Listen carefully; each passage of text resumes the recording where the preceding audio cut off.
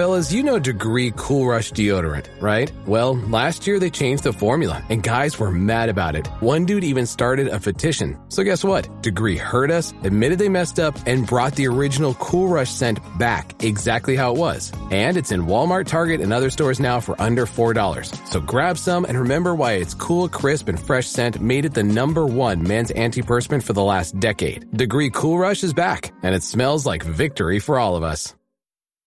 Don't you love it when things are both easier and more affordable? Like when the rain washes your car for you. Or like when you save up to 10% by bundling your renters and auto insurance with USAA. Bundle with USAA and start saving. Get a quote today.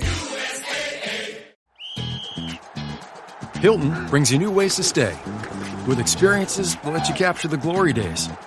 Introducing the Graduate Hotels.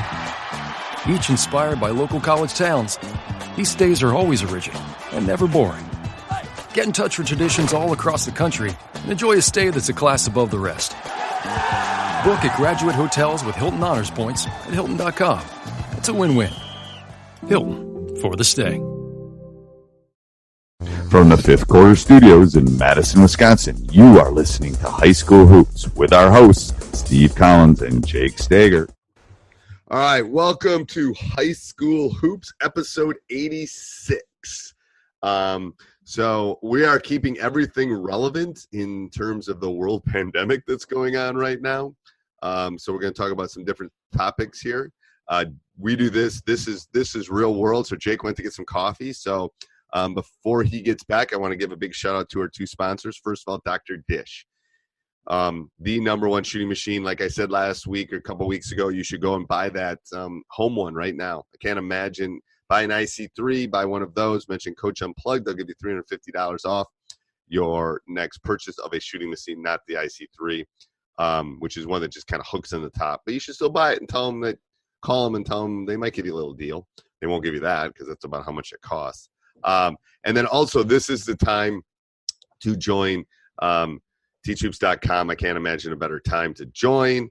Virtual learning is what the world is doing, and that's what Teach Hoops does. It teaches you hoops. I guess I could have called it Teach Basketball, but I think Teach Hoops sounded better. Anyway, I never told you the story that I wish I'd have kept all the names we came up with before we came up with Teach Hoops. I love the name Teach It's Hoops. a fun process trying to name something. Like, I think eventually my brother or my sister-in-law came up with Teach Hoops. But we were literally at the lake house in New Hampshire, and literally I was just like, we were writing things down. We must have come up with like 200 names, and then eventually it landed. It is a fun process. It can be frustrating if you kind of you got to free flow it. But anyway, so go over and check out teachhoops.com. All right, what's this week, Coach? I told him you went to get your coffee. Did you get your coffee? I did. I'm starting to feel better already. And all right, good. I'm drinking mine out of a goofy cup. So I had a winter hat on before, and I had to go to a baseball cap. I won't be able to get a haircut for a couple weeks, so my hair's starting to get a little long. So I know. I always get my haircut before tournament starts, so I should be good for a couple more weeks. The good thing about losing your hair is I don't have to. There's a lot of stuff out on Facebook right now, like women are going, "Oh, everyone's going to find out my real hair color soon." oh well, you'll be okay. It will be all right. Yes, there's bigger issues in the world. All right, what episode 86? Right, first off, remind me that we do have full timeouts set aside. We didn't do one last week, so just remind me to do that. Are we going to do those?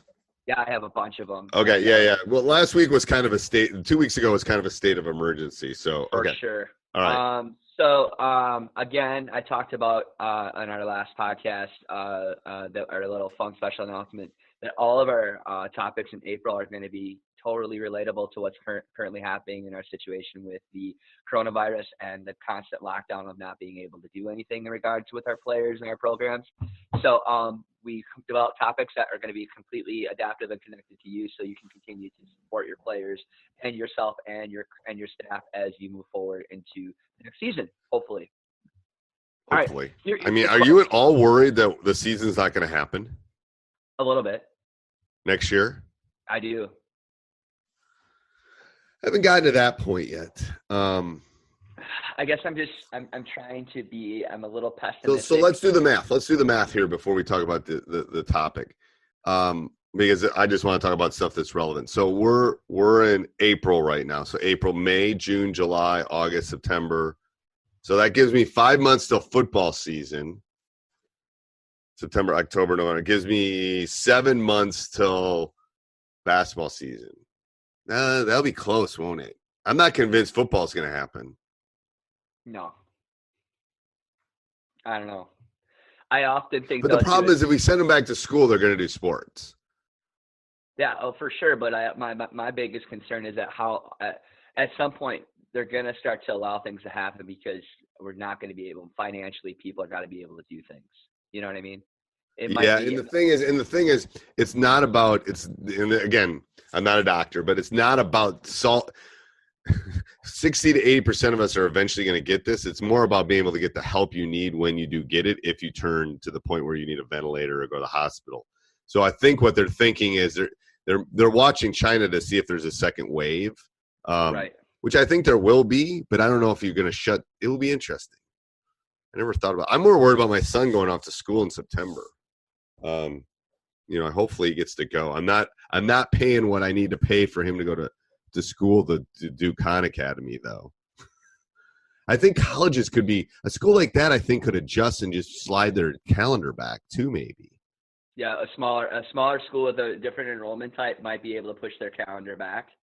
I don't know. It's going to be interesting. People are still thinking that we're going to have spring season for club soccer, and there's no way you're having spring seasons for club soccer. So I'm trying to just informing my coaches and working and pretending that it's going to happen, and hopefully it may be in some weird way, but working on maybe best practices and stuff like that to prepare for hopefully fall.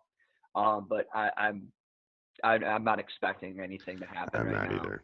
I tend to be a pessimist more than an optimist sometimes with this, but the last thing will really be open for most things will be schools and whatever things that are connected with them. Yeah, I don't think I've already thought about, okay, so I got to get some more checks because I'm going to have, I'm running low on checks for camp because I'm going to have to write checks. I deposited a bunch of checks for camp. Camp's the second or third week in June. I don't think it's going to happen. So I got to add that to my list. I don't know how they're going to do it. Even with think about tryouts and all those things at the club level, AAU level, all those things. I just don't know how things are going to happen. It's going to be crazy. Like I said, this is just a relevant topic. Sorry to get a little off topic. Yeah, we're a little off topic. Okay, go ahead. We're really not off topic because everybody else is thinking. And everyone's asking the same questions, I think, to themselves. Okay, so what's the topic this week? All right, so how to conduct skill development virtually. Something that me and you have had, I've learned to do through Teach Hoops before when I was a high school coach, and things that I do right now as a director of academy of a soccer program, and with my other basketball players in college and so forth, I have done things conducting skill development virtually. And so how as coaches can we service our players to do that? Okay, so shameless plug. This is when you should go buy Dr. Dish, the outside one. If Drew was in 10th grade, I'd buy one tomorrow for my court. I'd buy one tomorrow, but I don't need to do it because he's going off to college. Yes. So here's what I think you need to do. We talked about, a couple weeks ago about supporting and doing all that kind of stuff. So I think the kids are going to need to get back to their new reality. So you can read your kids at this point, but I think they want structure. I think they want to get back to that new norm, which is maybe not seeing their friends and not playing 5-on-5. So what I think you can do at this point is a lot of skill work and individual work. Again, shameless plug. I'm going to work on a course on Teach Hoops for this. I'm going to call it COVID-19 course. That's what I'm going to call it. Then I'm going to put stuff in there. I have workouts and stuff that I've done with my son. I think the key is two things: shots. So you got to. It's like a golfer. If you haven't putted in 3 months, your putting's going to suck. You got to keep shooting. Game-like shots, game-like repetitions. You got to track it. So that's the first thing. And then the second thing is I think ball handling is something they can do. There isn't a coach in the world, there isn't a high school coach in the world that doesn't want somebody that can shoot and dribble. And those, all you need for those is a hoop and a basketball and what to do. If you've got those, you're good to go. So I think those are the keys for skill workout. Obviously staying in shape and all that kind of stuff. If you're thinking of playing the spring season, that's easy. You can get out for a run. You can do your own. It's a little bit harder to push yourself to do that. But what I would do, and I tell students and I tell all my players this, that you got to track this. You got to keep it in a notebook. I have an Excel sheet I give my guys. You got to do something to track shots, to keep track of shots, because, it's getting warm enough now in the middle of April to get outside. It doesn't matter where you live in the continental United States. And if you live somewhere else, then we got to talk. But you can start getting outside. It's not that cold. Hey everybody, I hope you're enjoying the podcast. This episode is brought to you by the great people of VEO, VEO. It's a portable, affordable sports camera. It's unbelievable. So easy to use. It comes in this little box. You take it out. You put it in the tripod. Boom, boom, boom. It records the game. Ready to watch, ready to break down with your teams, ready to analyze. It's so easy. They're AI kind of. It's 180 degrees. Unlike a lot of these that sometimes are mounted in gyms or aren't portable or can't keep up with the pace of some of your teams. This does not have that problem. So the great people of VEO are offering us free shipping right now and $100 off. So go over and check them out. VEO.co/unplugged will get you there. And then when you check out, type in unplugged 100 off and they will give you $100 off your next purchase. How great is that? That's awesome. I love that. You should too. Never miss a moment. Go over and check out VEO. All right, let's head back to the podcast. Cold. Most of you, if you don't have a ball, then find somebody that has one. It's not that hard to find a basketball or a rim. Or you need to go get one now. I encourage your kids to get one now because sooner or later, I don't know what the situation is going to be with stores and the warehouses and stuff. Like, right. I know there's tons of basketballs available, and this just is time to go pick one up. I think the supply chain is okay actually right now. I think. Sure. So I want to touch base on a couple things that you said. We can continue. I think it's important to create a warehouse of info. So having a place where kids can find all of it in one spot. Ooh, that's a good idea. Yeah, like a folder, like a Dropbox folder or something. I would actually think with most kids in high school, they are familiar with using Google Classroom or Schoology. I would use Google Classroom just because you could actually, and I've been bouncing from thinking of some ideas, you can create materials and topics of each skill development and put videos and so forth in there. The other thing that it's cool to track things, you can actually create assignments and the kids can continually add their stats and their times right into their assignment. So they don't have to submit it, but it's an ongoing document that they can use. Okay. So for example, I'm sure that Steve will give you his shot tracker on teachhoops.com, be able to see how his kids are going to track shots, and you could totally create a Google assignment using that, and the kids could basically edit it themselves. Having a place for that is awesome. You could even have online discussions with your players on Google Classroom or Schoology, and having one warehouse is the key. I think if you use email, I think information gets lost. I think having a warehouse of communication, whether using Remind as well, maybe having two. My niece works for Remind. My niece, she's been in lockdown in San Francisco she went to Middlebury too, where Drew's going. But anyway, side note. But she said they are crazy busy right now. Like they're the number 5 app downloaded on the App Store or something, because it's a great way to communicate. It's the Remind app. Go ahead. I didn't mean to. I know that I think that Google is you can connect Google with Remind, so they work really well together. So like you can make documents, share documents, and you can connect Remind with it. I think those two components together and creating it would be great. Like Steve said, he's going to create a course. If he wants me to create something and teach people how to do a tutorial video, I'm open to doing that as well. How to use Google Classroom. I would love that. I'd love that for me. Like, yeah, do that. I would love that. I'm ignoring all the listeners right now. I would like that for me because I would love to use. I think you're right. The kids are probably more used to using Google Classroom. So what I can do, and I don't know where we're going to warehouse it. Maybe it's a plug for Teach Hoops. I can design a course, how to use Google Classroom in this day and age to do skill development virtually. And we Okay. can call it the ball in the basket course, I like that. The last thing that and I can start working on that this week. Yeah, that'd be great. Interested, because I use Google Classroom all the time. You do? I don't. It looks more simple than Schoology. Like, oh, it's awesome. It's awesome. I would definitely move everything to Google because. Yeah, but I mean, why? Why? I like you know why I like Schoology? It looks like Dropbox. Oh, see, I don't know any of that stuff. I'm just a Google person because all our kids have Chromebooks. You literally can save everything online. It doesn't overzealous your hard drive on your computer because it's all based on, warehousing everything, kind of like you said, Dropbox, right? But in a different form, and the kids are so familiar with it. Yeah. So I'm totally kind of excited to do that. So this is what happens, conversations, especially when they're relevant. They are. Okay. The last thing I talked about here is mastering staying in shape. I think it's important to provide other things besides shooting and ball handling, like adding workouts like push-ups and different sit-ups and abs and stuff, getting them to do those type of things, resistant band training. Right now they can go to a local store and get a resistant band for very, very cheap, to tone their muscles and so forth, to keep them active as well. Because they're not going to be able to get in the weight room, and they're not going to be able to get those type of weight room activities in their house unless they have them already, a full body workout stuff, right. Providing opportunities is, I think, huge for kids as well. No, I agree. I think all that is yeah.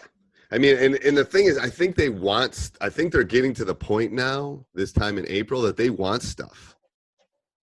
They do. And I think a Google Classroom is a very easy way to connect with your players if you have them on email and they all have the same. I think that if they all have the same school account and so forth, and you're connected to the district and you have a school email, it's really easy to do. I used it with my kids at the high school program and at the collegiate level. It's just really a nice little thing to use.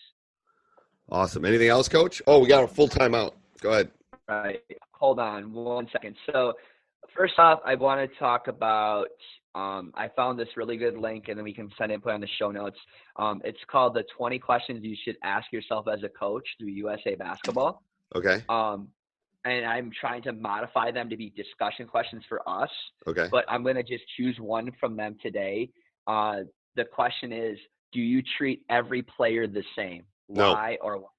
And why? Because they're not all the same. I don't treat all my students the same either. I treat them fair, but I don't treat them the same. Fair and equitable. Equitable, equitable. But I don't treat them this. I mean, no. I mean, those are like, you often use the word the dinosaur coach. The coach that's the dinosaur coach is the one that treats every player the same, and they are not coaching anymore. It's just not how it works. No, it's like, and what pushes player A's buttons and what pushes players D's buttons are totally different. And player A maybe put in 120 hours in the last 2 weeks, and the other player put in 2 hours. I'm going to treat them fairly. I'm going to treat them but this one's earned stuff. This one hasn't earned anything, So no, one guy. I look at the standpoint of, you look at your top coaches at the collegiate level, right? Right. They are coaches that do not treat every player the same. They do treat their players. They treat their players equitable and fair. I'll just use Coach K, for example. He has not had the same type of player everywhere, every time in his program. But however, they still seem to assimilate and follow the Duke basketball path. And that's right. Did you watch a couple weeks ago during March Madness? They put the Kentucky Duke game on TV. The 92 game. 92 game. Oh, I've watched it multiple times. Oh my God, I forgot how good a game it was. It was like make basket. It was like fantastic. Oh, the only issue I had with the whole thing was it wasn't in high def. Oh, that's when you know you have too much time on your hand if you're complaining about high definition. Well, but I mean, it was grainy. It was literally it was grainy. It's 20. Look how old it is. Yeah, it's bad. I would love to. Maybe we can help maybe we can suggest that to them, because it'd be nice to have those great games. But the other thing is just like, you don't treat Grant Hill completely different. You treat Grant Hill, or a kid like Grant Hill and Shane Battier, who are very similar in demeanor and player-wise, Right. it's completely different than the Elton Brand of the world, or a Jabbar. Every player that they've had is completely different. They're not all the same. You know, they have certain qualities, but as a program, you've got to treat every player a little bit differently.